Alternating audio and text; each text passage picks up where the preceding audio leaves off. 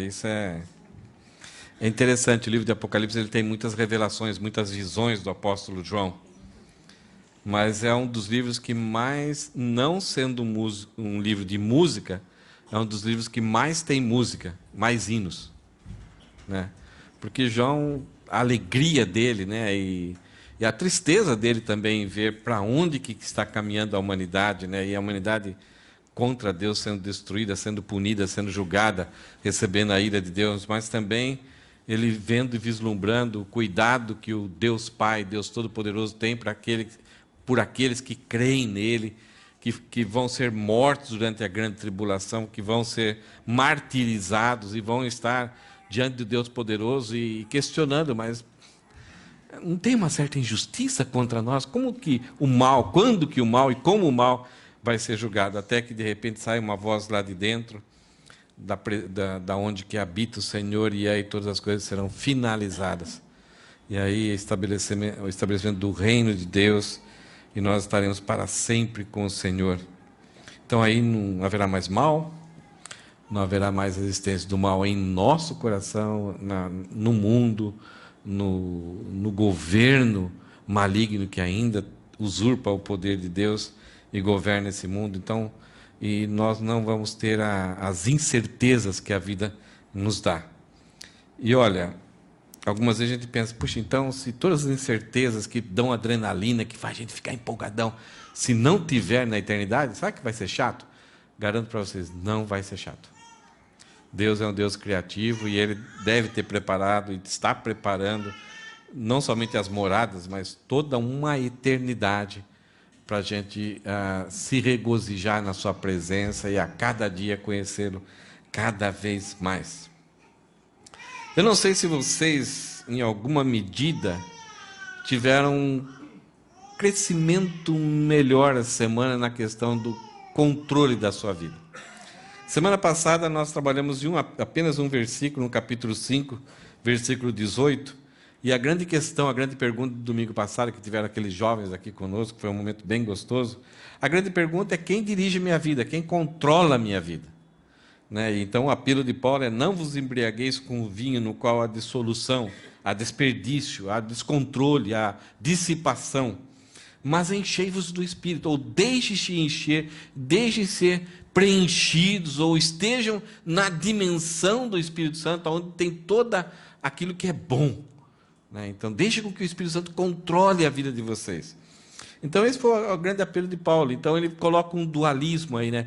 Não vos embriagueis, isto é, não existe nenhum problema você beber uma bebida um pouco mais forte, mas não deixa que isso te controle, ou não busque nela os apelos para você tentar amenizar o seu sofrimento. Vá para o Espírito.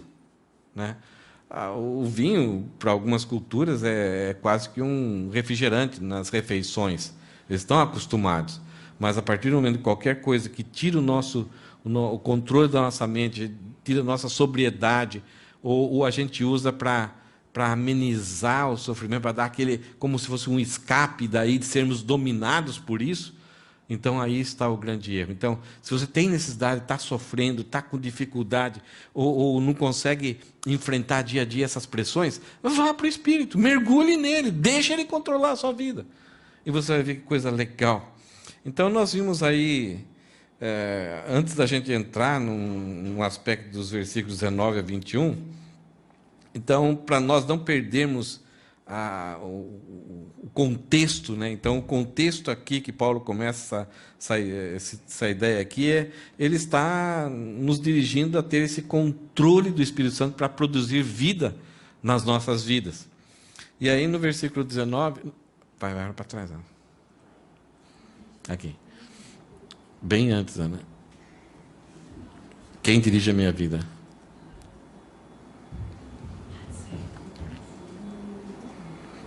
Aqui. Então, Paulo, ele coloca o versículo 19.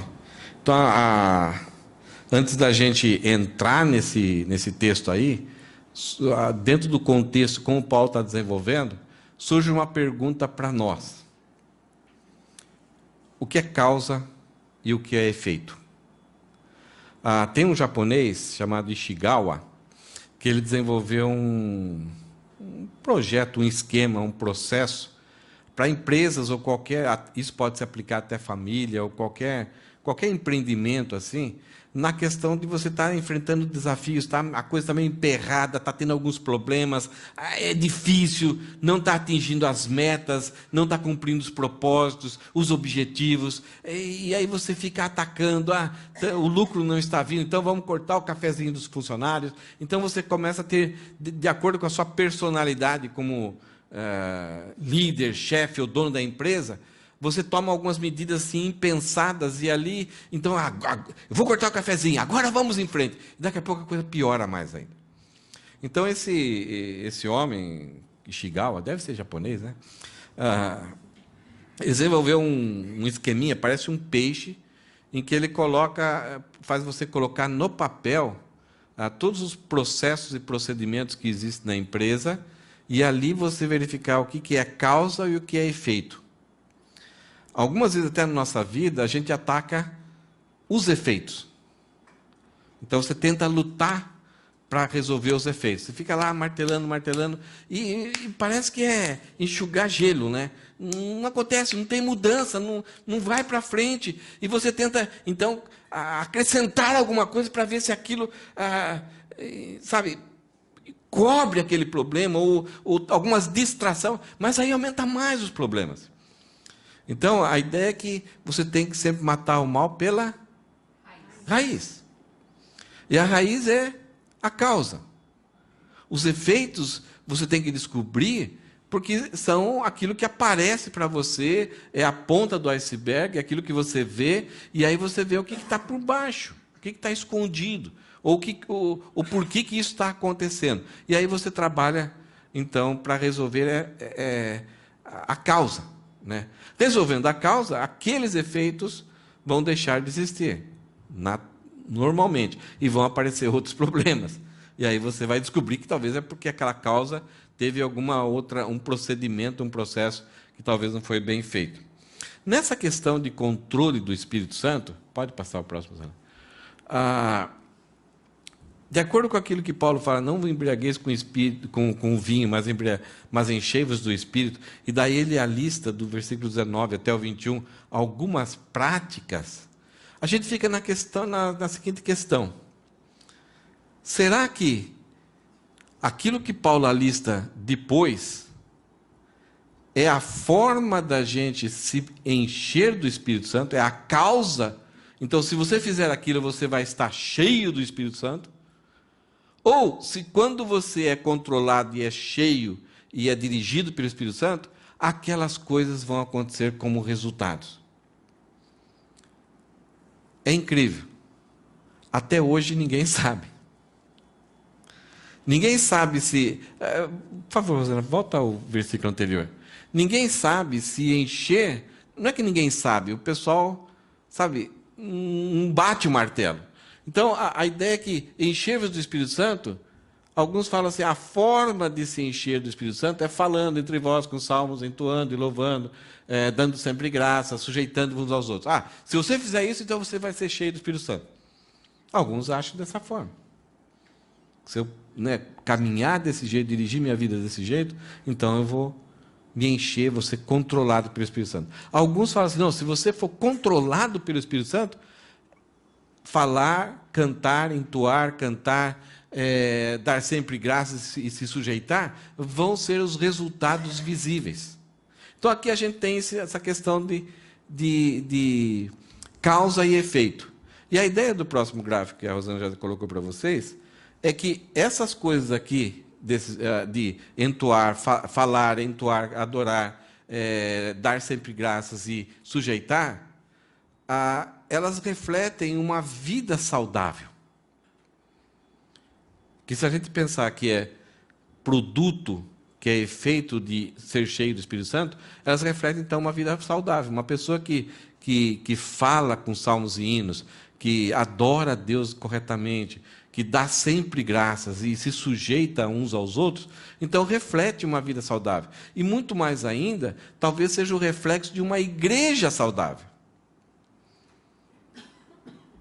Nós sempre estamos em busca de uma igreja que se encaixe conosco.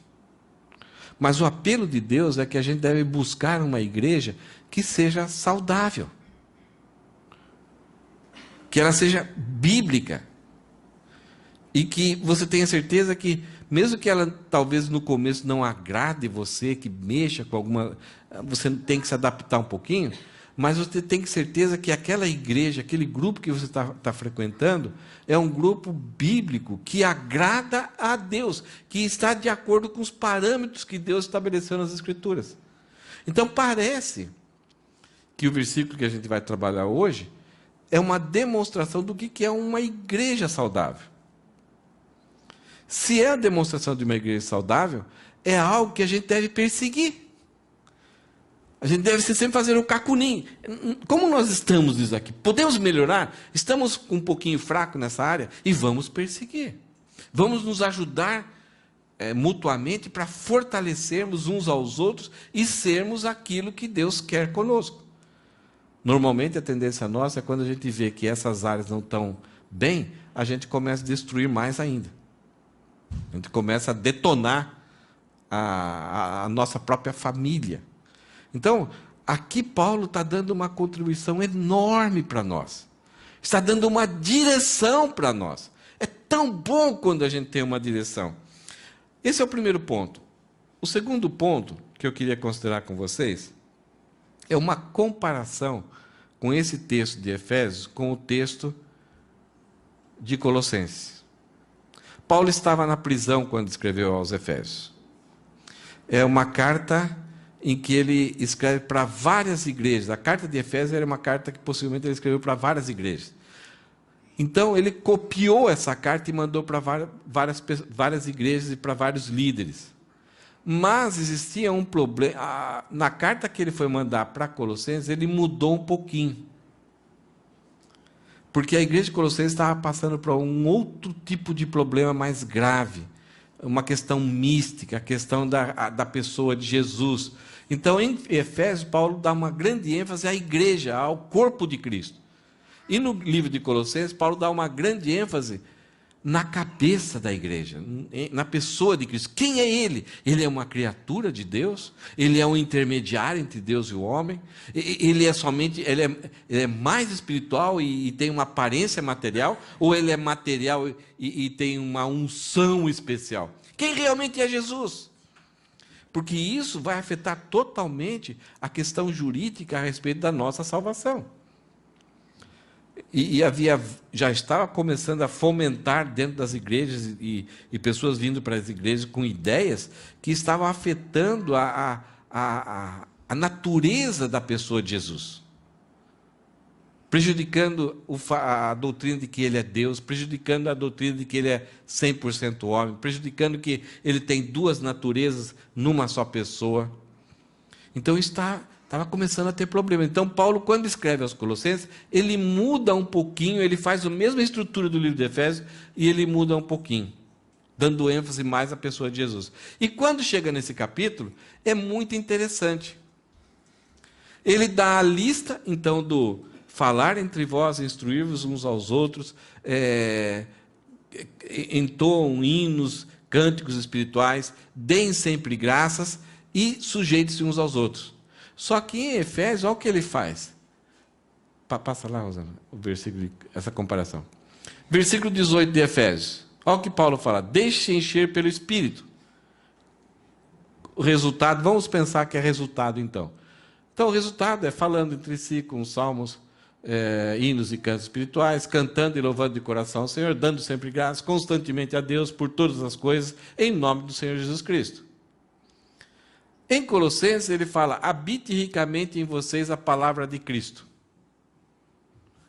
Ensine e aconselhem uns aos outros com toda a sabedoria, e cantem salmos, hinos e cantos espirituais com gratidão a Deus em seus corações. Percebe que a parte branca e amarela aqui, os amarelos são os verbos e a parte branca é os mesmos resultados da outra parte lá em cima. Só que aos Efésios, Paulo fala que nós devemos nos encher do Espírito Santo e teremos esses resultados. Em Colossenses ele fala assim, habite ricamente a palavra de Cristo em vós e teremos esses resultados. Então parece ou podemos até ter certeza disso, que encher-se do Espírito Santo é a mesma coisa de fazer com que a vontade de Cristo e a palavra de Cristo habite em nós plenamente. No mundo atual, por causa do misticismo, pessoas confundem essa ideia do que é realmente ser cheio do Espírito Santo. Talvez é andar, dar giro como se fosse helicóptero, aviãozinho, ou fazer coisas assim extravagantes e perder o controle da sua mente. Mas parece aqui, a tese de Paulo é que ser cheio do Espírito Santo é ter total controle sobre a sua mente, voltada às direções do Espírito Santo. Estar controlado pelo Espírito Santo, estar dirigido pelo Espírito Santo. Não mais aquele ébrio que está tudo sem controle pelo vinho, mas agora total direção e controle do Espírito Santo. Aí a tese de hoje, eu não sei se você conhece esse mapa aqui, no Google Maps, mas uma igreja saudável tem direções controladas pelo Espírito Santo. Então nós vamos ver como que essas direções hoje, uma igreja saudável tem direções controladas pelo Espírito Santo. Esse mapa é tirado do GPS, do Google Maps. Aqui, quando eu vim para o Japão, até achei um pouco estranho as pessoas falarem nave, que é de navegador, né? Mas lá no Brasil a gente chama de GPS, Waze, tudo é GPS. Sabe o que significa GPS?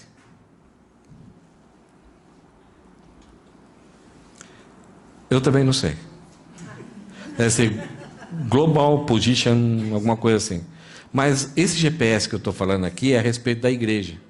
Uma igreja saudável tem direções controladas pelo GPS. Guiados pelo Senhor. Sim. Controlado pelo alto. Uma igreja saudável é controlada pelo alto. Pelos posicionamentos de Deus. Então, GPS, guiados pelo Senhor. E aqui no texto de hoje a gente vai ver algumas direções de Deus, que resultam de uma ação do Espírito Santo na minha vida e na vida da igreja. Então, no versículo 19, fala o seguinte: falando entre vós com salmos. Esse é um resultado do Espírito Santo ter controle sobre a minha vida e controle da igreja. Quando a gente fala. Vocês gostam de falar? As mulheres não gostam de falar? Não. Já tem uma comparação, acho que as mulheres têm necessidade de falar 23 mil palavras por dia. Os homens, acho que é 10% disso daí. Só. Então a mulher, ela tem necessidade de falar. E a gente tem necessidade que elas fiquem quietas, né? Elas gostam de falar, elas precisam falar, é uma necessidade. Nós gostamos de falar. Noriuki fala pouco. Né, Graziela? Hã? O irmão Silvio fala muito. Né? Mas essa é uma das coisas mais belas. Nós temos animais que produzem sons bonitos. O papagaio e alguns outros animais conseguem imitar até a voz humana. Mas ele não consegue criar, ele não consegue transmitir ideias. É pura imitação. Somente o ser humano consegue ter esse atributo que Deus tem, de produzir comunicação, de interagir. É tão complicado, tão vergonhoso, tão triste quando você tenta conversar com alguém, ou quer conversar com alguém, quer trocar uma ideia, mas você não sabe a língua, você está limitado. Por exemplo, nós aqui no Japão, eu pessoalmente, né? É o arigato, é o gomenasai, é o kudasai, é aquilo que é básico para mim suprir uma necessidade. As palavras, elas servem para a gente suprir a necessidade da interação, do comércio. Mas a gente foi feito para mais. A gente gosta de sentar e bater um papo, conversar, se alegrar. Todas as pessoas gostam disso. Alguns grupos sentam e jogam cervejinha, um churrasquinho ali e tal. O churrasco e a cervejinha é um artifício para podermos estar ali e conversar. A tristeza da nossa sociedade é que as pessoas estão já preocupadas que pessoas vão se reunir, mas não vão conversar mais. Ou talvez, em frente um do outro, conversar via, né, mensaging, de frente um com o outro. Então, essa é uma preocupação social, a interação humana. E Paulo fala assim, converse entre vocês.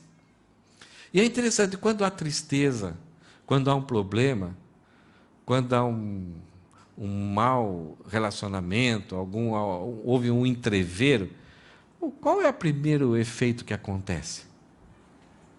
Não é parar de conversar?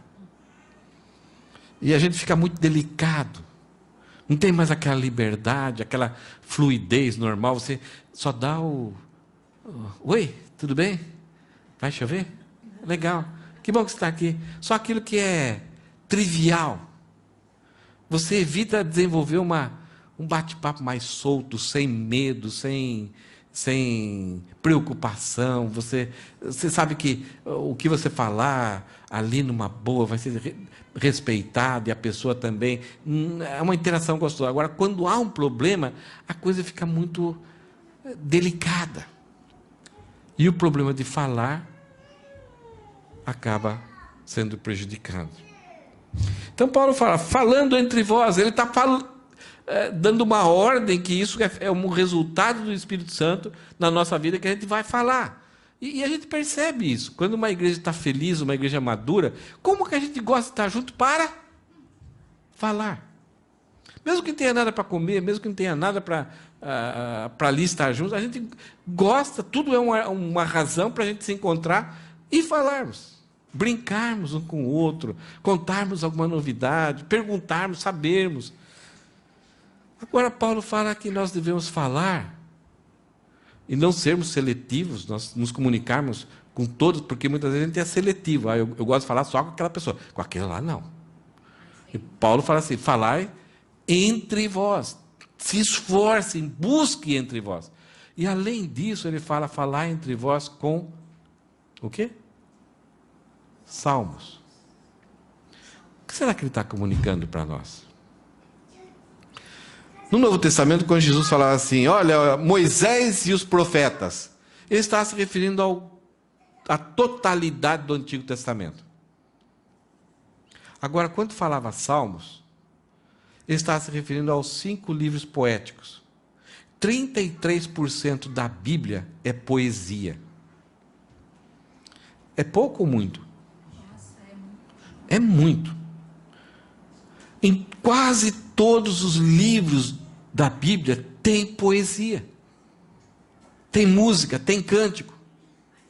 Por que será que Deus então escolheu 33% da sua revelação? Ele escolheu usar poesia, cânticos, palavras de sabedoria, reflexões, alegorias, analogias, hipérboles, metáforas. Por que Deus usou esse estilo para se revelar e para se comunicar a nós? Sabe por quê? Porque a parte poética, ela vem direto ao coração. Ela mexe, ela entra na mente, mas ela já mergulha para dentro do coração. Ela afeta nossas emoções. Nós conseguimos sentir aquelas palavras porque a gente rapidamente nos identificamos com aquilo ali. Então é por isso que Deus se revelou. E aqui Paulo fala que a vida saudável de uma igreja é quando a igreja fala uns com os outros com salmos. O que seria isso?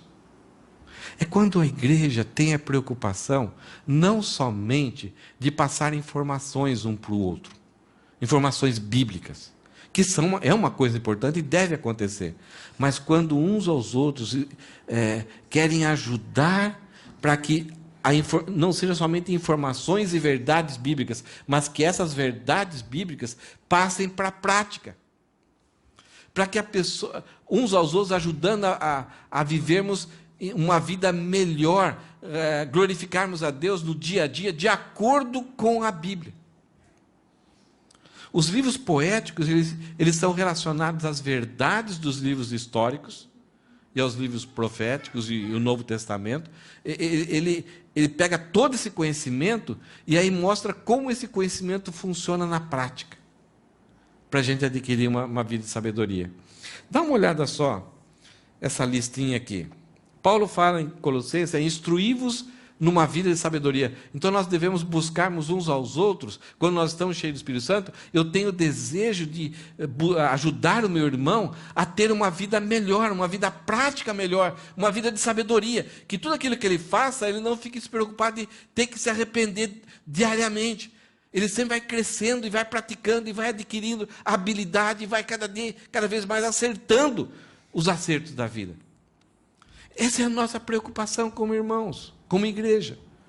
Passarmos conhecimento, mas que esse conhecimento produza uma vida melhor, uma vida de sucesso, uma vida que agrade, que glorifique a Deus, que produza frutos de justiça, que o caráter melhore e que aquilo que a pessoa faz, ela nem precisa se arrepender, porque está do jeitão que Deus quer. É eliminar dia a dia a quantidade de cabeçada que a gente dá.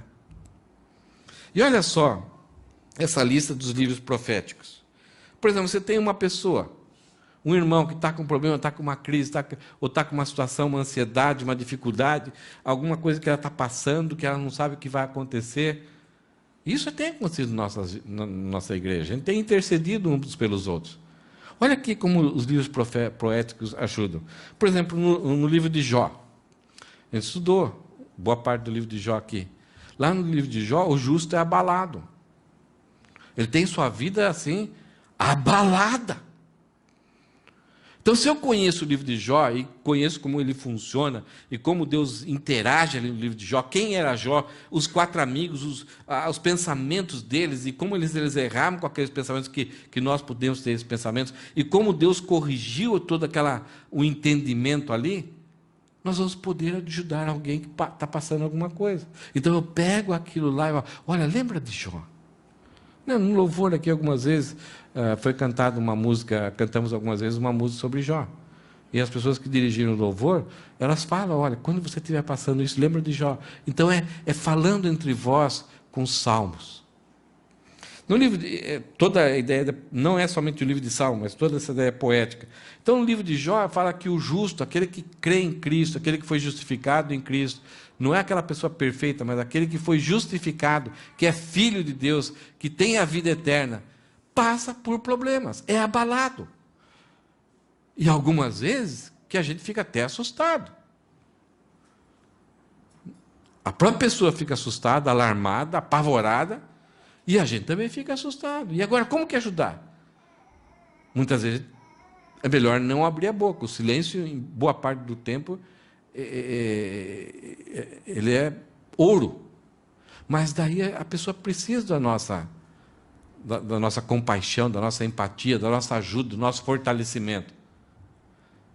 E é interessante, muitas vezes, quando pessoas são abaladas, a tendência é a gente, eu vou sair de perto. Não queremos ajudar. Então, o livro de Jó serve para a gente consolar pessoas. O livro de Salmos, o justo louva e adora a Deus. Há várias crises no livro de Salmos. A gente vai dar uma olhadinha na estrutura do livro de Salmos. Mas aqui é como louvar, como ser grato a Deus, como enfrentar pressões. A maior parte dos Salmos foi escrito por Davi. As pressões diárias que ele enfrentava. As crises, o pecado dele. A alegria dele ter em Deus o único que ele podia confiar totalmente. As crises que ele teve com os filhos dele pegando parte do exército dele e fazendo uma revolta e querendo matar o próprio pai. Traições de amigos. Quem não passa por isso? Então, quando a gente vai para os Salmos e trazemos isso, a gente pode falar entre nós. E como será bom isso? No livro de Provérbios, o justo vive com sabedoria.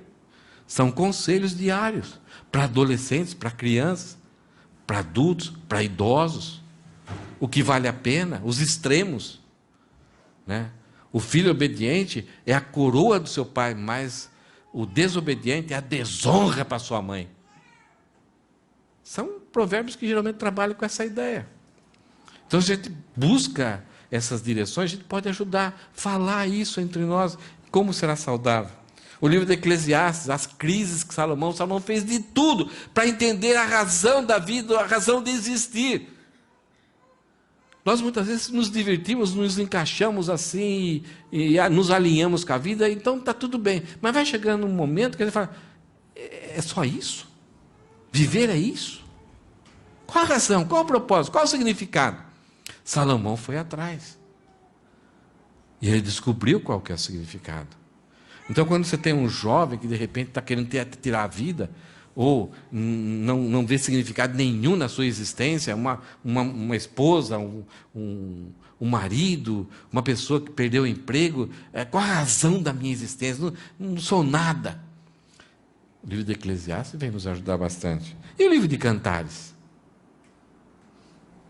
Depois que o justo é abalado e ele permanece fiel a Deus, o justo louva e adora a Deus com gratidão, mesmo tendo experiências terríveis, ele encontra perdão, redenção em Deus, o justo passa a viver com sabedoria, o justo entende a vida, o justo percebe que existem formas corretas de curtir a vida com muita intensidade de prazer.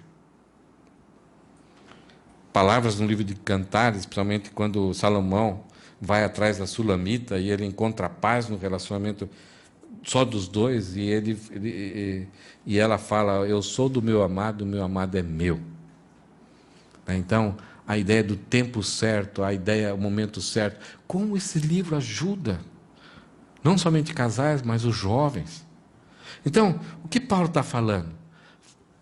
Primeira evidência de uma igreja ou de uma vida que está cheia do Espírito Santo é uma pessoa que fala aos outros, contribui para o amadurecimento das outras pessoas, se comunica com verdades bíblicas, com conselhos bíblicos.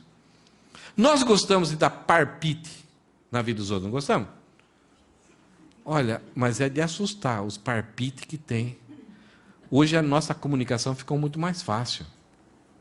Nós podemos estar em qualquer lugar do planeta e saber uma notícia de alguém que está passando e vamos lá palpitar. E boa parte desses palpites não tem nada a ver com os salmos, com as verdades bíblicas. Levamos uma pessoa até pensar de forma errada a respeito de Deus. Ou muitas vezes afundamos ela numa ilusão, num pecado ainda maior de se rebelar contra Deus. Então Paulo está nos alertando, se você for falar entre vós, fale de acordo com os oráculos de Deus, com as revelações de Deus, com os salmos, com a sabedoria de Deus. Está aqui acessível. Você não precisa pagar. É free. Mas seja preciso. Nós vamos, daqui 2 domingos, vamos ter uma primeira mensagem sobre o livro de Salmos, mas o livro de Efésios a gente vai terminar no finalzinho de dezembro. E no ano que vem a gente vai pregar alguns salmos. Trazer a sabedoria, ter um contato um pouquinho melhor e crescermos nisso, nessa ideia de aconselhamento. Mas eu vou dar um primeiro mapinha para preparar vocês para aquilo que vocês vão ver, só para vocês verem a estrutura do livro de Salmos e Sabedoria, quando a gente estuda, e o quanto ela é útil para os nossos dias. Olha só a estrutura do livro de Salmos. A tese do livro de Salmos é: os salmos cantam meditações, pensamentos, reflexões, gratidão, louvor e lamentações. O livro de Salmos tem lamentações, tem gratidão, tem adoração. O livro de Salmos é dividido em 5 livros, grandes livros. O primeiro livro tem 41 capítulos, o segundo tem 31, o terceiro tem 17, o quarto tem 17 capítulos e o último tem 44. A gente vai pregar no ano que vem mais esses últimos capítulos do livro de Salmos. Daqui 2 domingos vai ser o 120. Vai ser o Salmo 120. A gente vai descobrir verdades ali. Quem é o nosso Deus? O que Ele promete? Como que Ele cuida? Aonde que esse Salmo ele foi redigido? Em que momento? Qual um pouquinho o pano de fundo? Cada bloco desse livro, do livro de Salmos, se refere aos 5 livros do Pentateuco. O primeiro bloco se refere ao livro de Gênesis, o segundo, porque Deus a ênfase desses salmos é falar que Deus é soberano, Ele criou todas as coisas. Uma pessoa está com um problema, a primeira coisa que você tem que falar, olha, primeira coisa que você tem que saber, mesmo que você não entenda, você tem que saber que Deus é soberano sobre esse problema. Isso não escapou ao controle dele. É você usar os salmos. O segundo bloco fala sobre, tem a ver um pouquinho com o livro de Êxodo. É quando Deus é redentor.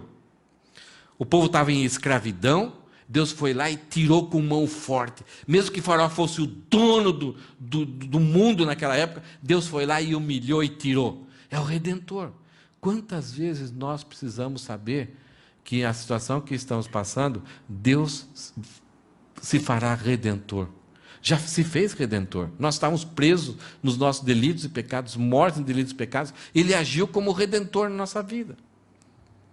O terceiro bloco fala um pouco sobre, está relacionado um pouco sobre o livro de Levíticos. A pureza de Deus, a santidade de Deus e a aversão que Deus tem com o pecado.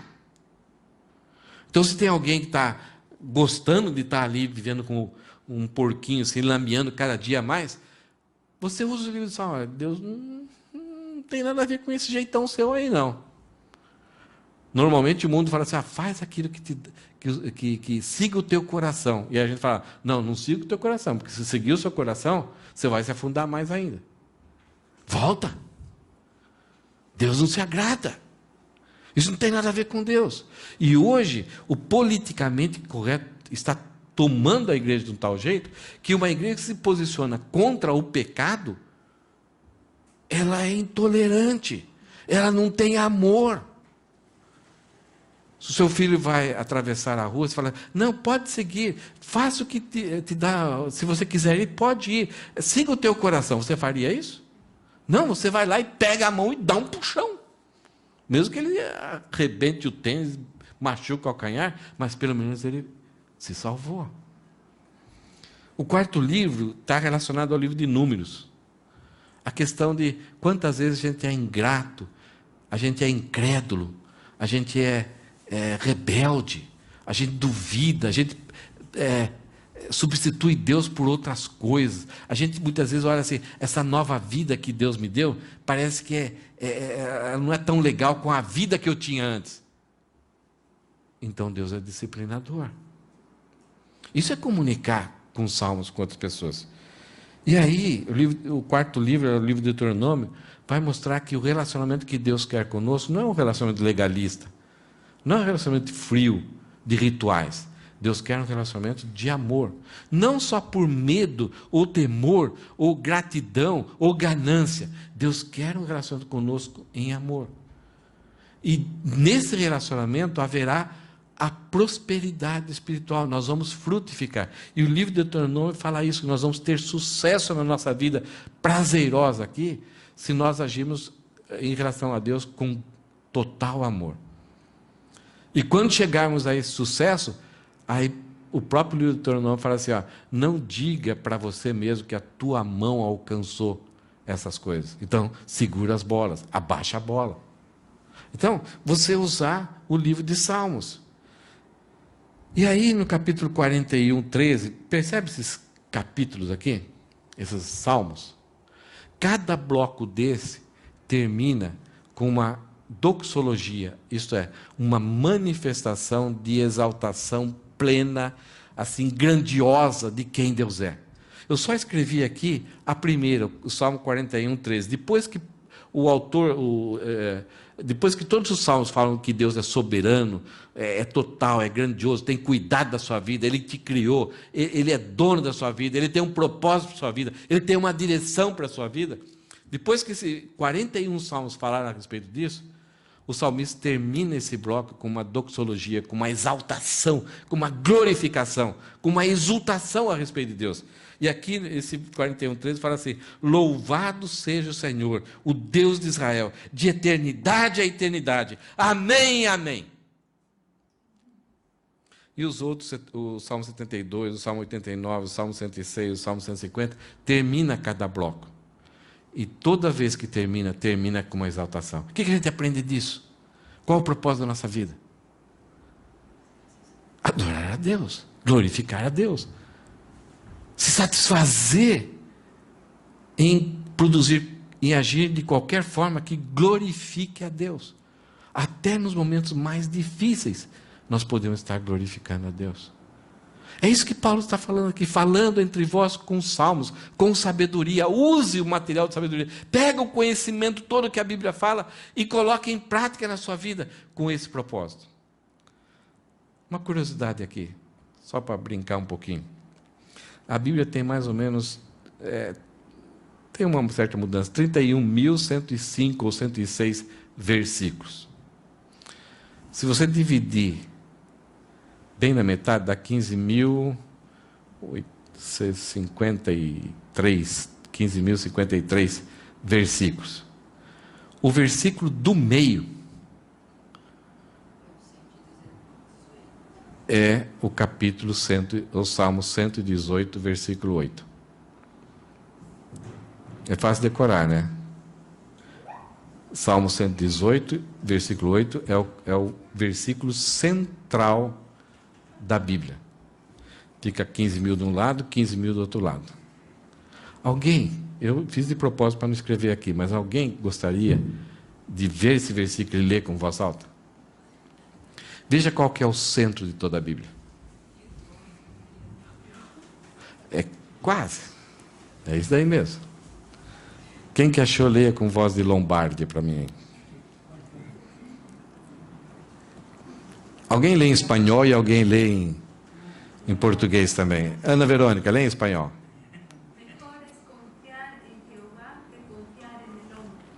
Melhor é confiar em Jeová, Deus, do que confiar nos homens. Em português, alguém tem? É igual, né? Mas pode ser que uma versão mude um pouquinho, né? Dá. O que fala em português aí? Cristina achou? Salmo 118, 8. Fabiano? Achou? Leia para nós, Fabiano. É melhor buscar refúgio no Senhor do que confiar nos homens. Ok. Se você tivesse que resumir toda a Bíblia, se alguém decore esse versículo, se você encontra alguém com um problema ou com sucesso, fale esse salmo para ele. Melhor é confiar em Deus do que confiar nos homens. É isso que Paulo está falando entre vós com salmos. Se uma pessoa tem uma dificuldade ou assim, está assim com indecisões, você vem no Salmo 23. O Senhor é meu pastor e Ele nunca me faltará. Deitar-me faz em vez de espaço, guia-me mansamente pelas águas tranquilas, refrigera a minha alma, prepara-me uma mesa perante os meus inimigos. Olha cada verdades aí, você ajuda a pessoa a ser edificada e a crescer na graça e resolver os seus problemas existenciais. Acho que vocês já ouviram alguma coisa nesse sentido aqui na igreja. Então, ser cheio do Espírito Santo pode ser falar entre vós com salmos. Isso é uma comunicação direcionada. Não só bater papo sem propósito. Você não precisa toda hora, então, se reunir com uma pessoa e só citar versículo. Aí vira um cara chato. Né? A pessoa foge de você. Mas quando as suas palavras são palavras de sabedoria, edificantes, encorajadoras, animadoras, exortadoras. Tem um momento de você exortar, de dar uma pressionada numa pessoa, mas tem um momento de você encorajar ela a servir e a crescer na graça com Cristo. Outra verdade que uma igreja é uma igreja saudável é quando essa igreja tem direção na adoração. Olha o que Paulo fala assim: além de falando entre vós com salmos, entoando e louvando de coração ao Senhor com hinos e cânticos espirituais. Entoando aqui é o cantarolando. Sabe aquela pessoa que fica o dia todo? Mas ela está fazendo um barulhinho, mas ela está com aquelas verdades na cabeça. Ela não está cantando o tchan, né? Não está cantando isso. Ela está com verdades bíblicas. Maranata, vem Jesus, tá? Né? Aquele que tem os meus mandamentos e os guardas. Então, é esse entoando, é aquele negocinho, é brincar com a música.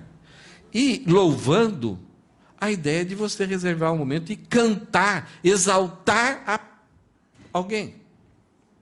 Falar bem de alguém. Mas só que Paulo fala o seguinte: para entoar e louvar, precisa ter uma condição, que seja de coração. não só de boca para fora. Então a ideia é que para Deus não importa a performance, não importa as luzes. Nós devemos fazer tudo para Deus da melhor qualidade possível. Maldito o homem que faz o trabalho, a obra de Deus, relaxadamente. Devemos caprichar.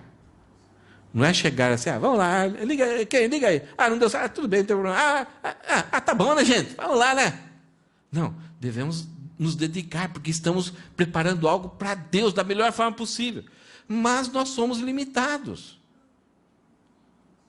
Não temos as vozes melhores. Vocês viram hoje que tivemos novos vocais aqui hoje. Primeira vez. E é gostoso, a gente não fica preocupado se desafinaram, não desafinaram. Estão se dedicando, estão colocando ali à disposição para ajudar a igreja a louvar. Então, se desafinou, vamos melhorar. Então, durante o ensaio, houve algumas orientações do Elisandro, aí, da Ana, que já tem um pouco mais de experiência, para que faça um pouquinho melhor, que aprimore a qualidade vocal. Mas, para Deus, o que importa é o coração. Então, não adianta você fingir que, né, está segurando uma televisão, ou está mostrando o cheiro do seu perfume. Sabe? Isso daí para Deus é legal, você pode fazer isso. Se for uma coisa natural, você pode expressar, você pode pular, você pode dançar. Mas não faça se isso não provém do coração. Se você está querendo só mostrar para outras pessoas o quanto você é espiritual. Isso é hipocrisia. Então, sabe, eu acho que você já tem experiência nisso. Algumas vezes os cantores gospels, os shows deles é a mesma coisinha, até o choro, no momento que ele chora, é exatinho. Ele consegue chorar e derramar lágrima. Aquela vozinha de criança, né? Aquela vozinha, as palavrinhas, aí, tudo para manipular o público. É uma performance. Deus não quer isso. No Antigo Testamento, Deus falou várias vezes, eu preferia que alguém se levantasse e fechasse as portas para que vocês não mais me adoravam. Eu estou cansado de sofrer as reuniões solenes e as reuniões informais. Eu estou cansado de ouvir o retumbar dos seus tambores. Imagine Deus, quando chega domingo, 5h30, ele fala, que coisa, vou ter que aguentar aquele culto lá da Igreja Ágape. Imagina. O que a gente gostaria? O que a gente quer? É que no calendário de Deus, 5h30 seja um dos momentos mais prazerosos. Tem a Igreja Ágape, tem outra igreja ali, tem outra igreja Aliança, tem a igreja de Pastor Hebe. Que legal, que joia.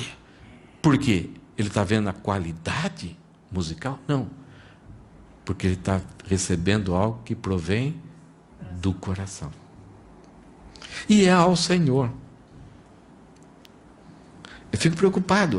Eu fui no louvor. Nossa, foi muito legal. Eu pulei, eu me diverti.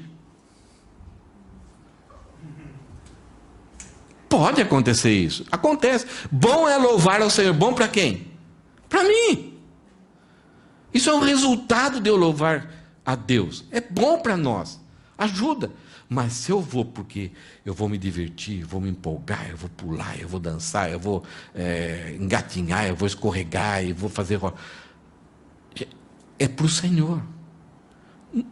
Quantas músicas aqui que a gente gostaria de cantar na igreja, mas quando a gente vê, não tem a verdade bíblica. Ela está mais sendo antropocêntrica. Ela é contra algumas coisas. Tem uma música que quando eu estava ouvindo, eu falei, puxa, eu vou mandar para o Elisandro, essa música é legal, instrumental, o vocal, era tudo muito legal. Mas já ia chegar uma hora assim que Jesus veio aqui na terra morrer, porque ele não suportaria a ideia de viver a eternidade sem mim. Poderoso. E olha só que legal aqui. Entoando e louvando de coração ao Senhor, com hinos e cânticos espirituais. Com hinos. A história da nação de Israel, eles tinham hinos. Hinos, a ideia da formalidade, daquilo que a gente canta aqui, o Silvio geralmente canta. Hinos que tem 300 anos, 400 anos de história, 500 anos de história. Ele fala, nossa, tem cheiro de naftalina. Né? A gente tem palavras que até Castelo Forte é o nosso Deus. né? Ser da vida vagas, procelosas são. O que é isso?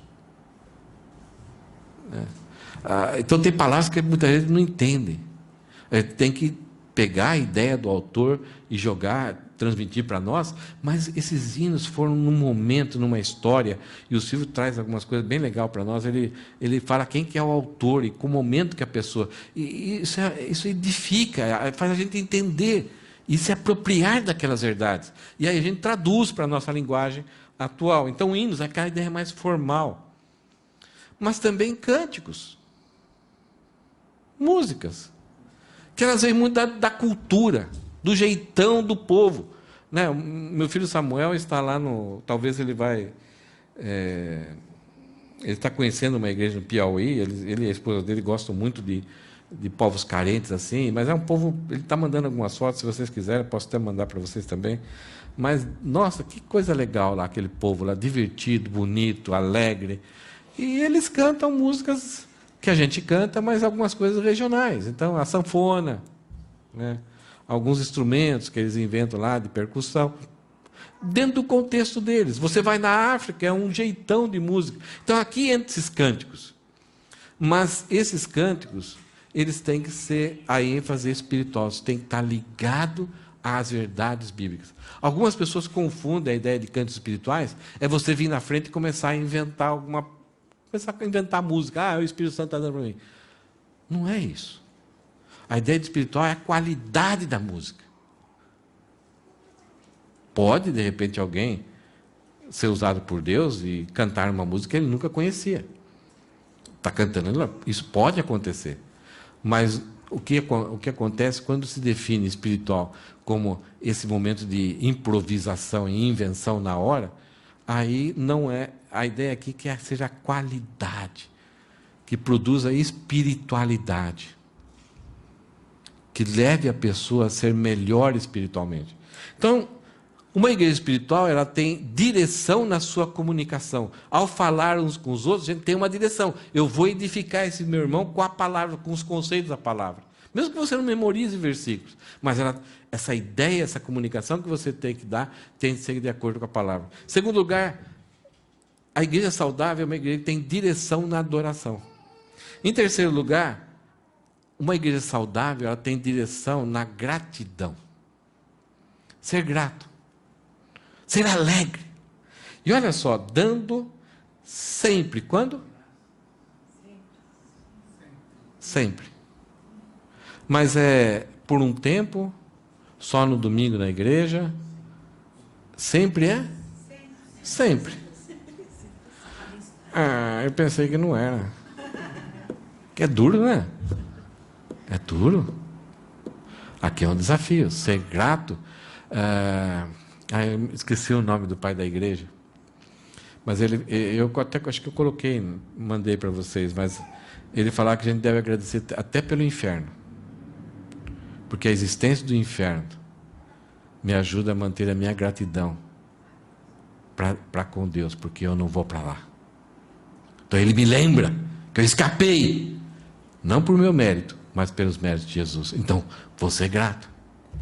Dando sempre graça, sendo agradecido. Por qual coisa?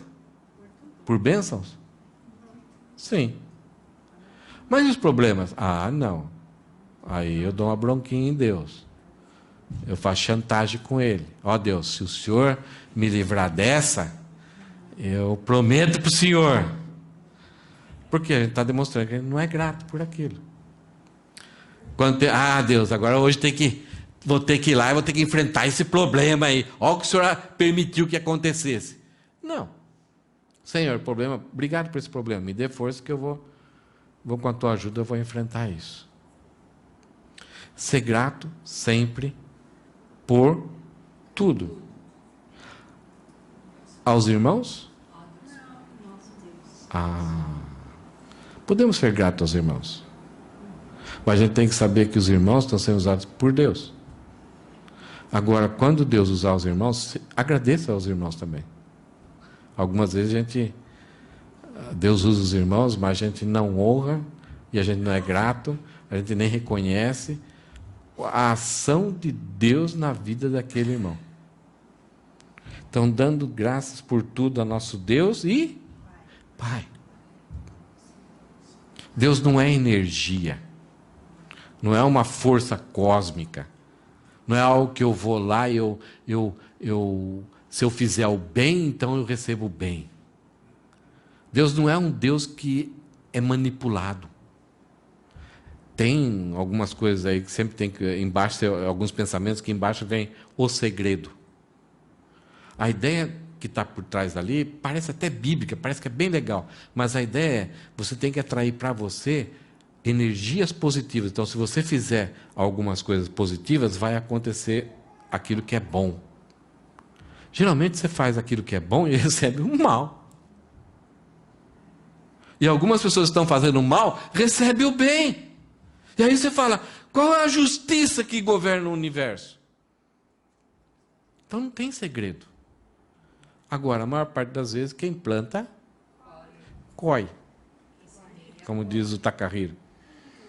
Mas a ideia aqui é que Deus é uma pessoa. E quando eu dou graças a Ele, eu converso com Ele e tento entender por que Ele me deu aquilo ou não. Qual é o propósito dEle? Qual o pensamento dEle? Qual a capacitação dEle para me enfrentar aquela situação? Não tente manipular Deus. Os filhos, os pais aqui já têm essa experiência, sabem como os filhos gostam de manipular a gente. Gostam de chantagear, gostam de, com emoções, né, começa a chorar e você fala, ai meu Deus, eu não quero ver ele sofrendo, né? Tá bom, então pode comprar. Isso é manipulação. Nós somos fracos como pais na área de manipulação. Deus não é fraco. Então, além de sermos gratos sempre em tudo para com Deus, nós temos que entender que o nosso Deus é Pai. E ao fazer isso, devemos fazer em nome de Jesus Cristo. Porque aquilo que estamos agradecendo, Deus, muito obrigado, valeu, hein? Obrigado, hein? O Senhor deu, eu fiz, legal. Se você fez e recebeu, o mérito de quem é? É de Jesus. Porque você recebeu de graça e por causa da misericórdia. E por causa de Jesus te amou. Morreu por você. Você se tornou filho desse Deus que é Pai. Então faça tudo em nome de Jesus. E ao fazer em nome de Jesus, você tem que entender que existe um propósito para aquilo. Para aquilo que você recebeu ou aquilo que você não recebeu. Para aquilo que está fartando e aquilo que é fartura. Então, é um relacionamento. Uma igreja saudável é uma igreja alegre, grata, ela louva, ela se comunica com a palavra de Deus. Em último lugar, uma igreja é saudável, está cheia do Espírito Santo, está no controle do Espírito Santo, ela se sujeita uns aos outros no temor do Senhor. Ela desenvolve respeito e honra uns pelos outros. A sujeição aqui é submissão, isto é, eu tenho uma missão com Deus, você tem uma missão, vamos juntar as nossas missões e vamos caminhar juntos. É o pai sendo submisso aos seus filhos. Já pensou nessa ideia? A esposa sendo submissa ao marido, o marido sendo submisso à esposa. A ideia de cada um tem uma missão e se grudam junto às missões e vão juntos. Agora, por que no nosso mundo, na nossa sociedade, nós somos submissos ao quê? À posição social, ao cargo, à riqueza, à intelectualidade. Então, quanto mais você tem hierarquias, então nós somos submissos de acordo com a hierarquia um dos outros. Ou a forma pessoal da pessoa, se ela sabe, você não consegue dialogar, ela já vem, já coloca você para baixo. Tá bom. Você não tem argumentos. Paulo destrói isso, sujeitando-vos uns aos outros no quê? No temor do Senhor. O temor do Senhor é que regula isso. Não é a nossa capacidade financeira, não é a nossa experiência, não é a nossa idade, não é o nosso poder de persuasão, é o temor do Senhor. Então, quando eu exerço uma liderança, eu tenho que exercer essa liderança de uma tal forma que não oprima as pessoas, que faz com que as pessoas desenvolvam o melhor delas e cuidar delas para desenvolver a sua capacidade. Isso que é se sujeitar uns aos outros no temor do Senhor. E não ter medo, né, das pessoas. Quando você obedece, quando você honra por causa do medo, ou para tirar vantagem, ou para usar de oportunidade, isso não é sujeição, isso não é submissão. Isso é errado. Pergunta que fica, volto a perguntar para vocês. Ser cheio do Espírito Santo, habitar a palavra de Cristo em nós, é causa ou é efeito? Uma igreja saudável, que se comunica com salmos, que adora alegremente, que dá sempre graças a Deus e que se sujeita uns aos outros, quando ela age desse jeito, ela vai se tornar cheia do Espírito Santo, ou ela é assim porque ela é cheia do Espírito Santo? Percebe que a gente não sabe? Parece que é um ciclo vicioso. Quanto mais a gente tem essas 4 características, mais cheio do Espírito Santo vamos ser. Quanto mais cheio do Espírito Santo vamos ser, mais as características vão aparecer. Parece que é um efeito centrífugo, cada vez uma retroalimentação. Quanto mais eu falo, quanto mais eu louvo, quanto mais eu sou grato, quanto mais eu sou sujeito, mais cheio do Espírito Santo eu sou. Quanto mais cheio do Espírito Santo eu sou, mais eu vou falar com salmos e hinos. Parece que é assim. Talvez um outro dia a gente vai ter um outro entendimento. Então, só recapitulando, uma igreja saudável tem direção na comunicação, na adoração, na gratidão e no respeito e honra. A igreja que Paulo se comunicava naquela época, a igreja primitiva, era uma igreja que tinha uma comunicação com sabedoria, um ajudava o outro, eles estavam felizes demais, eles perseveravam na doutrina dos apóstolos. Eles eram ensinados e absorviam o ensino e praticavam esse ensino e comunicavam esse ensino para os próximos irmãos que estavam nascendo de novo. A igreja primitiva era uma igreja que cantava. Eles muitas vezes se reuniam não em salões iguais a nós. Eles eram perseguidos, reuniam em catacumbas, isto é, cemitérios, embaixo, assim, com corredores, e cantavam. Era a característica da igreja, uma igreja feliz, né? Uma felicidade que fazia com que os homens a cada dia viviam cantando louvores ao Senhor. Quando o Nero pendurou eles nos postes, assim, colocou piche, colocou óleo, tacou fogo, um poste do lado do outro, iluminou a Via Ápia, que era uma estrada em Roma. Sabe que esses crentes que estavam sendo queimados ali, eles tornaram a luz do mundo, iluminaram a Via Ápia. Mas sabe como eles morreram? Cantando. Como que pode? Aonde eles tiveram essas forças para enfrentar isso? Era uma igreja agradecida, por algumas razões. A igreja primitiva, ela estava deslumbrada pela maravilha do amor divino que estava lá nos céus e se rebaixou, se tornou homem e deu a sua vida. Eles não conseguiam entender isso. Então, é uma igreja que estava muito agradecida a Deus. E aí, não importasse o que acontecia, eles achavam que era um privilégio para agradar a Deus.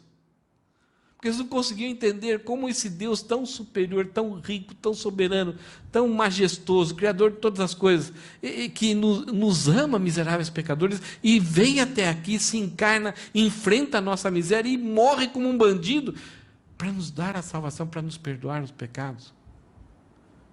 Eles eram muito agradecidos. Eles eram agradecidos também porque jamais tiveram, nunca na história da humanidade, alguma religião teve a consciência de que aquele que serve a Deus é cuidado pelas mãos de Deus, é protegido pelas mãos de Deus. Independente do que acontecia com eles, eles tinham a segurança e a certeza que esse Deus maravilhoso, que eles chamavam de Pai, cuidava deles. E eles estavam agradecidos porque eles sabiam de que tudo vinha de Deus. Deus é soberano. Tudo que eles tinham, ou que não tinham, era por causa do cuidado e a soberania de Deus para eles. Era uma igreja em que os cristãos se honravam e respeitavam mutuamente um ao outro. Havia os apóstolos, os profetas, mas esses líderes, Eles imitavam a Jesus. E Jesus falou: não vim para ser servido, mas eu vim para servir.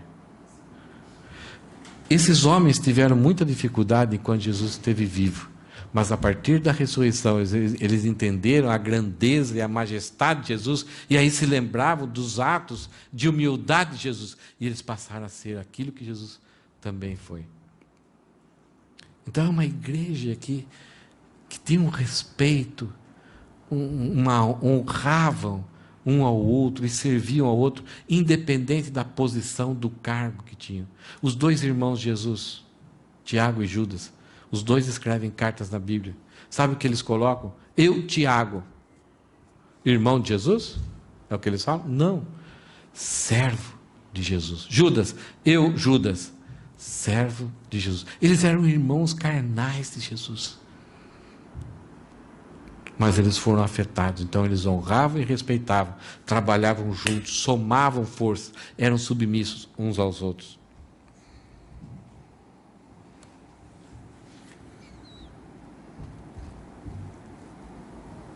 Só o último slide, para a gente refletir. Eu devo demonstrar a evidência de que minha vida é saudável e controlada pelo Espírito Santo. A pergunta é: as pessoas têm notado que a minha vida é controlada, é dirigida pelo Espírito Santo? Eu devo ser instrumento de edificação dos meus irmãos em Cristo. Quando eu abro a boca, eu edifico, ou eu rebaixo, ou desencorajo? Então, aquilo que eu falo é para honrar, é respeitar, edificar aquele que é filho de Deus. A murmuração não deve ter espaço na minha vida.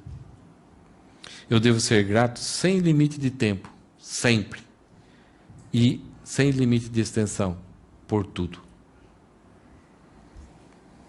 Você sabe o que é isso aqui? Um copo de plástico transparente com água. Ele não está cheio, porque eu ia derramar, eu sou meio desastrado, ia causar um problema sério aqui. E alguns irmãos iam... né? Então ele tá com uma boa dose. Eu não sei se ele está metade vazio ou metade cheio. Mais ou menos. Mas ele tem uma boa quantidade de água. Se você colocar um problema muito sério com esse copo aqui, não sei como ele vai reagir. Por exemplo,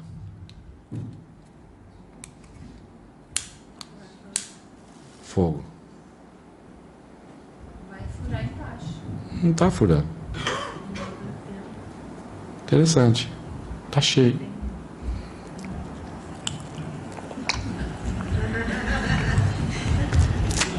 Agora ele?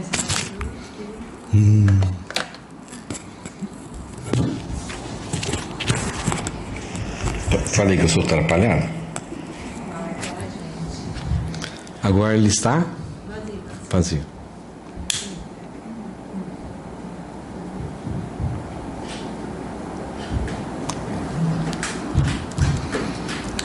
Os italianos, quando eles explicam alguma coisa,